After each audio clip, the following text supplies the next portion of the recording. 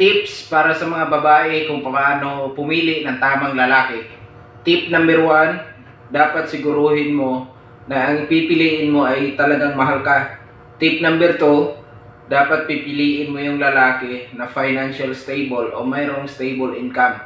Tip number 3, dapat piliin mo yung lalaki na malakas ang appeal o yung gwapo ba. At tip number 4, dapat piliin mo yung lalaki na mapagmahal at saka maunawain.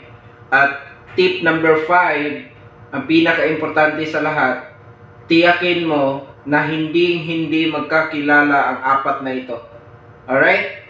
Ayos tayo dyan.